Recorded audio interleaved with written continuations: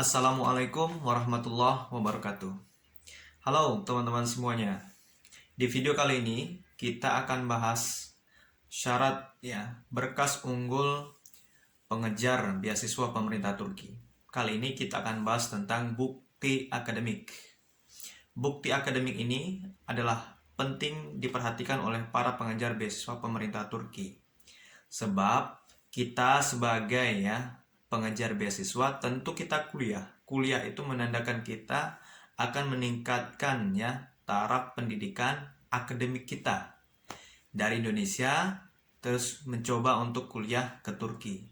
Nah, untuk itu sebagai syarat utama sebagai panitia beasiswa melihat kita ini layak atau tidak untuk melanjutkan pendidikan di Turki, tentu mereka ingin mengetahui sejauh mana, seperti apa yang aktivitas akademik kita yang pernah kita lakukan selama ini.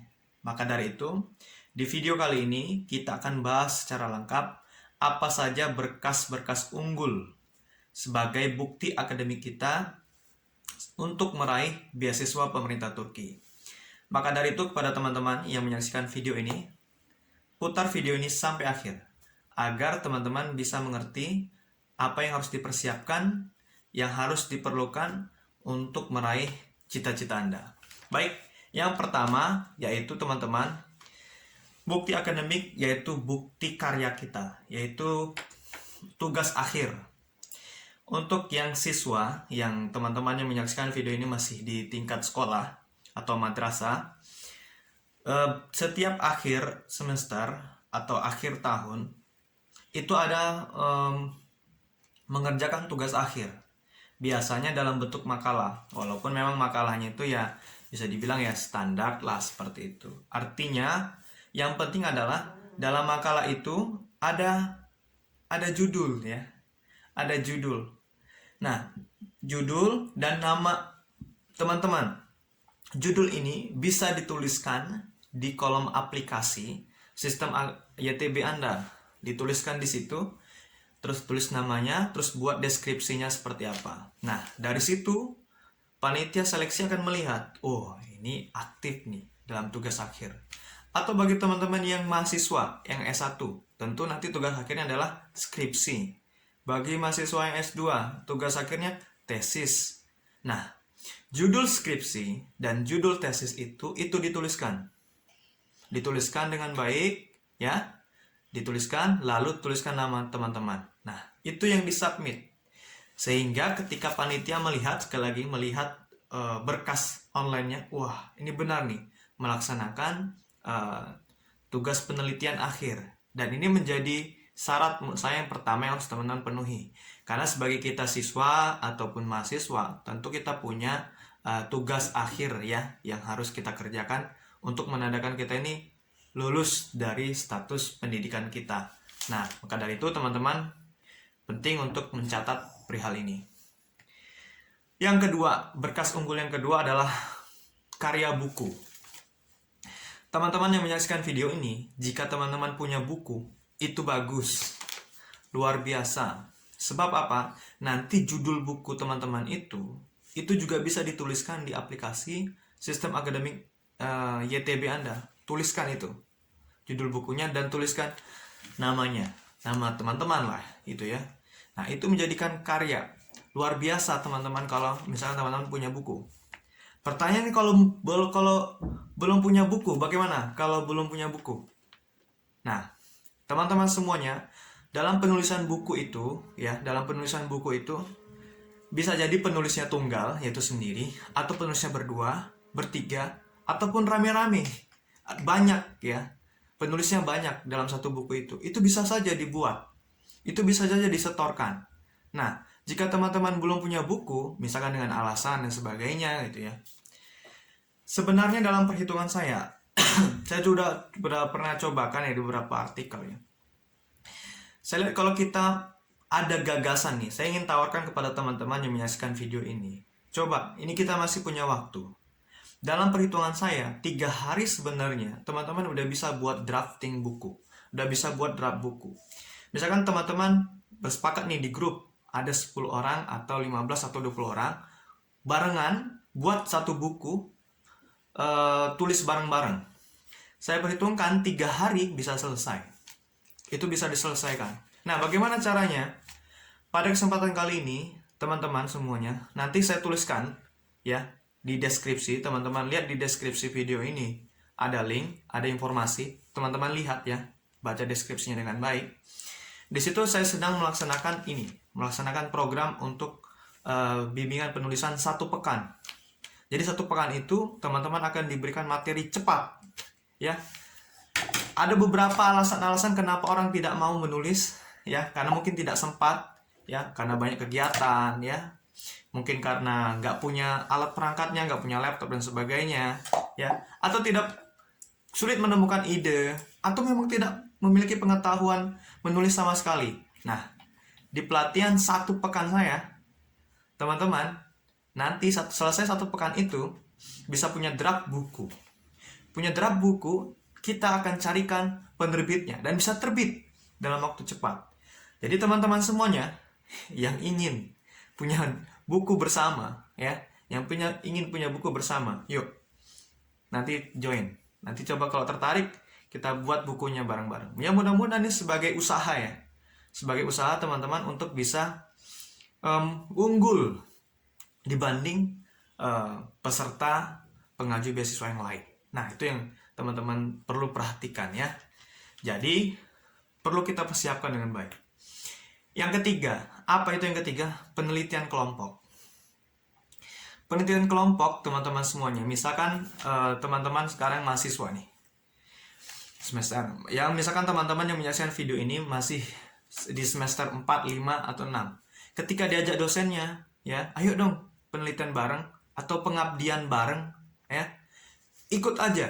Sebab nanti dalam judul penelitian atau judul pengabdian masyarakat nanti ada nama teman-teman, baik sebagai tim atau menjadi volunteer, ya, menjadi relawan, volunteer itu. Ada, dan itu judul itu, kegiatan itu bisa teman-teman cantumkan. Maka dari itu semuanya, teman-teman yang menyaksikan video ini penting untuk coba, pernah nggak kita join sama dosen gitu, ikut sama dosen, pernah nggak? Kalau memang pernah, ayo coba cari, tulis itu. Nah, bagi teman-teman yang menyaksikan video ini sudah punya penelitian kelompok yang bersama dosen atau penelitian kelompok bersama guru atau mungkin sesama teman ditugaskan gitu ya. Nah, nih buat kelompok nih, coba survei, coba ini, atau teman-teman ikut bareng-bareng penelitian di luar kampus atau di luar sekolah. Coba kejar informasi itu, apa judulnya, hasil datanya seperti apa, teman-teman cantumkan. Karena apa teman-temannya? Tujuannya begini nih. Kalau teman-teman wawancara pekerjaan atau wawancara beasiswa, tentu akan ditanyakan beberapa hal. Ada sebuah persyaratan gini, siap nggak kerja atau bekerja di bawah tekanan seperti itu, atau siap nggak untuk diporsir lebih. Ada pertanyaan seperti itu. Atau pertanyaan kedua, mampu nggak bekerja secara tim? Artinya kita sebagai pemimpin, leader, nggak bisa kerja sendirian. Kita nggak bisa bersifat perfeksionis, kita semua ngerjakan sendiri, kan nggak mungkin.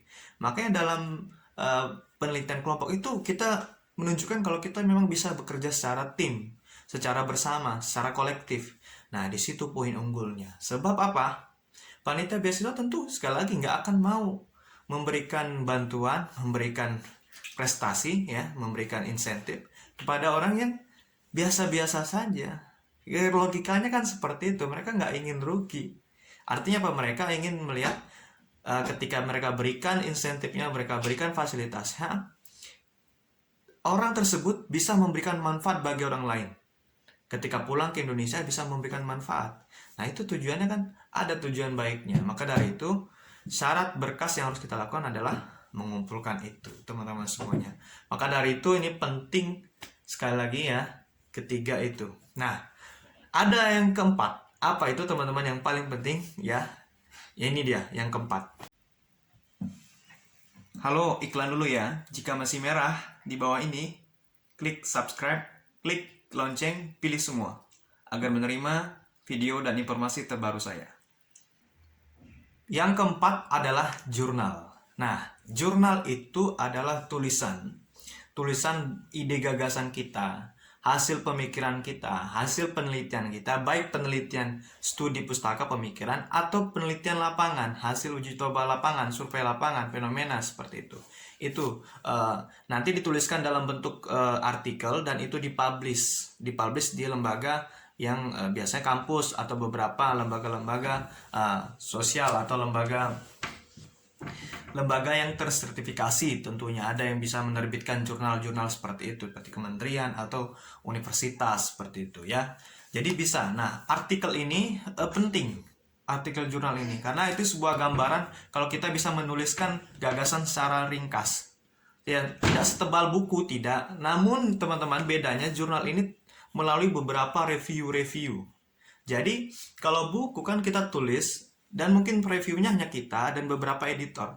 Tapi kalau jurnal, dia harus melalui beberapa review. Jadi kita serahkan nih, terus mereka koreksi nih, para yang tim publishnya. Mereka review, belum layak nih diterbitkan, dibalikin ke penulisnya, kita revisi.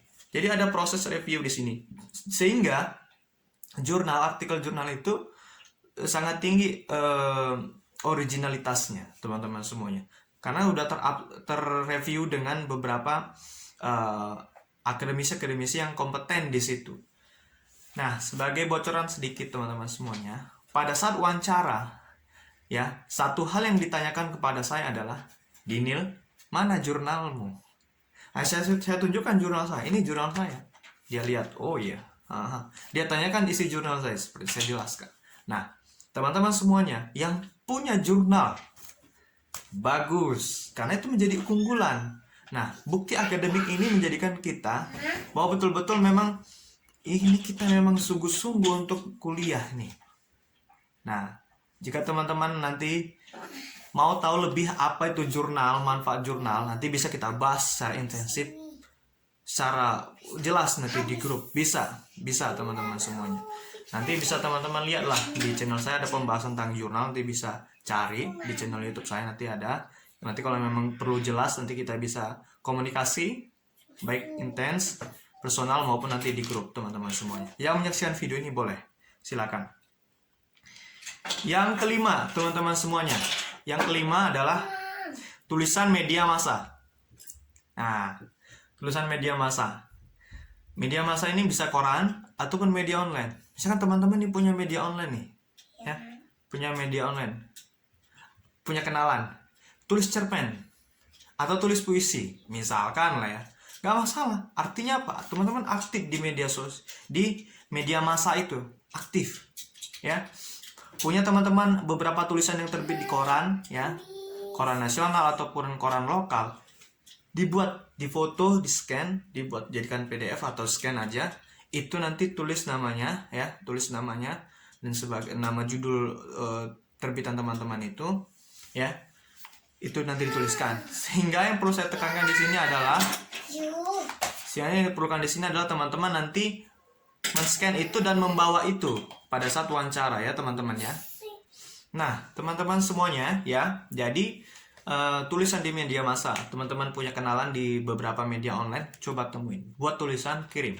Nah nanti jadi tulisan itu Anda clipping, itu Anda bawa pada saat wawancara. Mantap juga teman-teman. Yang keenam, ijazah dan transkrip. Tentu ijazah adalah bukti akhir ya. Ijazah dan transkrip adalah bukti akhir. Teman-teman yang di SMA mendapatkan ijazah lulus, kita lulus dari SMA bisa daftar S1. Dan teman-teman yang S1 ketika dapat ijazah berarti Anda mendapatkan titel, gelar di tulisan sarjana itu. Yang S2 juga dapat gelar. Di transkrip ada ukuran nilainya ya, ada ukuran nilainya. Kalau di tingkat SMA nanti ada nilainya ya. Di S1, S2 ada IPK gitu, total akhir ya. Indeks prestasi kumulatifnya berapa seperti itu. Nah, ijazah transkrip ini juga nanti teman-teman mutlak penting diperlukan sebagai syarat akademik ya. Tentu teman-teman nanti translate, diterjemahkan ya. Diterjemahkan itu ke dalam bahasa Inggris umumnya seperti itu. Nanti teman-teman bisa kontak seperti apa nanti jasa penerjemahnya. Tentu penerjemahnya bukan penerjemah biasa, itu penerjemah tersumpah.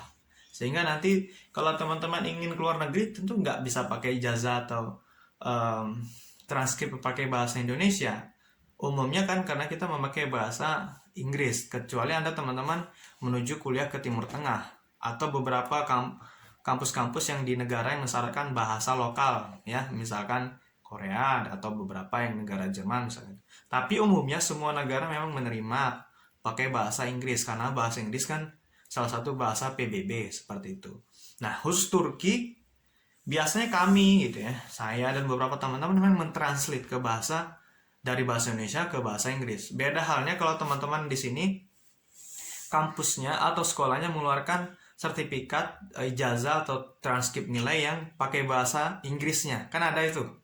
Dapat dua versi Indonesia dan versi Inggris seperti itu. Itu boleh. Tapi kalau nggak pakai versi bahasa Inggris, mau tidak mau teman-teman harus terjemahkan itu dengan terjemah tersumpah.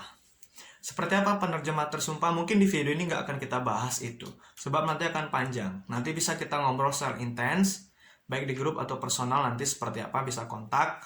Nanti akan saya berikan beberapa informasi-informasi terkait penerjemah tersumpah, sehingga ketika upload, ketika pengiriman berkas, teman-teman ijazahnya sudah berbahasa Inggris seperti itu. Nah, teman-teman semuanya, untuk yang terakhir ya, karena sudah saya sebutkan 6 bukti akademik tadi ya. Yang pertama itu tugas akhir, skripsi atau tesis. Yang kedua adalah buku. Yang ketiga adalah penelitian kelompok. Yang keempat adalah artikel jurnal. Yang kelima adalah tulisan media massa. Yang keenam ijazah dan transkrip. Nah, untuk kelengkapannya, untuk terakhir yaitu bukti ya. Seperti yang saya sampaikan di beberapa video sebelumnya, di intens, personal, dan beberapa grup-grup saya bilang, saya akan tunjukkan beberapa bukti-bukti akademik ya saya gitu, seperti itu ya. Saya akan tunjukkan beberapa bukti-bukti akademik yang saya contohkan, saya perlihatkan, yang saya upload, sistem yang saya upload seperti apa akademiknya. Jadi teman-teman yang menyaksikan video ini, saya berikan memang saya tunjukkan. Jadi teman-teman bisa meniru dan memodifikasi sesuai dengan data teman-teman masing-masing seperti itu. Sehingga gambaran teman-teman tentang begini loh pengajuan beasiswa bisa diterima. Karena kan nggak semua orang yang bisa langsung baca, paham, langsung ngisi gitu. Tapi ada yang memang perlu harus dituntun, dibimbing. Maka teman-teman yang terkadang kan yang mendengarkan video ini tergabung dalam grup bimbingan ya, baik bimbingan dengan saya atau bimbingan yang lain, atau memang sendiri bisa. Makanya perlu ditunjukkan terkadang gimana ya formatnya ya. Begini, gimana ya punya kakak ya, gimana ya punya bang ya, gimana ya punya bapak ya. Sehingga ada gambaran kan, bagi yang penerima beasiswa kan mereka sudah pernah meraih itu. Sehingga informasi teman-teman secara real, nyata, teman-teman bisa terima dan bisa tiru. Nah, di situ pentingnya teman-teman sering mendengarkan atau mencari informasi pengalaman dari beberapa penerima beasiswa seperti itu. Khusus di video saya ini, di channel saya, teman-teman nanti lihat di playlist ya, playlist khusus channel YouTube saya, teman-teman bisa lihat YTB gitu.